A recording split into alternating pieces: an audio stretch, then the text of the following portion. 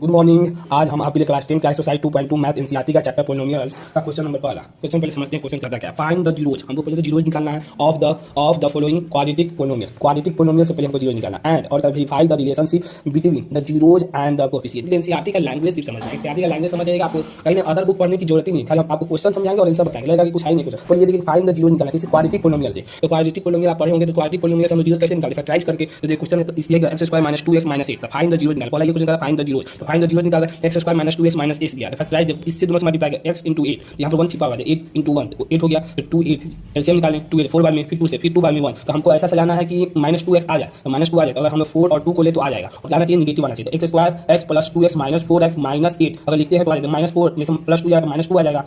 अब देखिए x दोनों में कॉमन है तो x कॉमन ले लिए, तो x + 2 आ गया, -4 कॉमन दोनों में -4 ले लिए तो x + 2 आ गया। तो x + 2 x - 4 इसको x - 4 और x + 4 x + 2 और x - 4 कॉमन ले लिए तो x बराबर -2 और 4 आ गया। यही जीरोज है, यही क्या है जीरोज। हम किससे निकाले हैं, क्वाड्रेटिक पोलिनोमियल से जीरोज निकाले। और इसको और क्या करें, वेरीफाई करें किससे, सम ऑफ जीरोज से और उसके कोएफिशिएंट से। आइडेंटिफाई लिख देना, आइडेंटिफाई द कोएफिशिएंट। इनके आइडेंटिफाई करें पहले कोएफिशिएंट, कंपेयरिंग x² - 2x - 8 किसके साथ करना है, ax² + bx + c के साथ आइडेंटिफाई करना है। ये भी पोलिनोमियल का डिग्री है, डिग्री कितना 2 है, 2 है। तो क्वाड्रेटिक का a के सामने कौन है, a के सामने 1 है, b के सामने क्या -2 है और c के सामने -8 है, सब लिख दिए। अब देखिए सम ऑफ जीरोज यानी क्वाड्रेटिक फॉर्म में, तो क्वाड्रेटिक फॉर्म का ये इक्वेशन लिखें। तो सम ऑफ जीरोज क्या करता है, -b/a। तो सम ऑफ जीरोज का फार्मूला होता है alpha plus beta, alpha plus beta. तो सम अल्फा बीटा बराबर -b/a। तो अल्फा प्लस बीटा को वेरीफाई करना है यहाँ से, तो पहले यहाँ से वेरीफाई करते हैं भाई। तो ये मान लीजिए अल्फा हो गया और ये हो गया मान लीजिए बीटा हो गया। तो अल्फा और बीटा हो गया, तो अल्फा का वैल्यू कितना मान लीजिए -2 मान लीजिए और बीटा का वैल्यू कितना आ गया 4 ले लिए।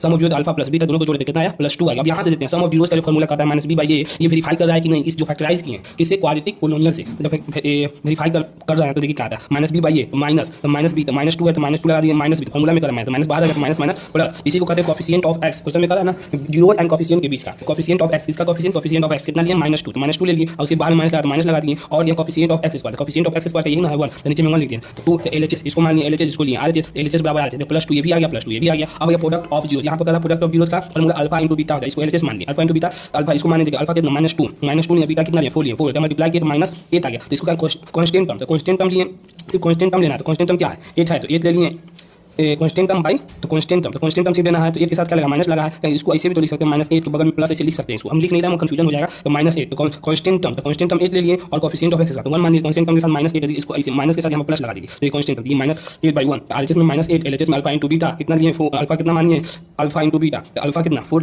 -2 लिए हैं, अल्फा -2 बीटा कितना माने 4, अल्फा * बीटा की -8 आ गया। तो इसे वेरीफाई हो गया product of zeros and sum of zeros and find the polynomials का जो जीरोज निकाले हैं दोनों क्या है सेम है। बताइए कैसा लगा, कमेंट कीजिए, शेयर कीजिए, ज़्यादा से ज़्यादा सब्सक्राइब कीजिए। Thank you.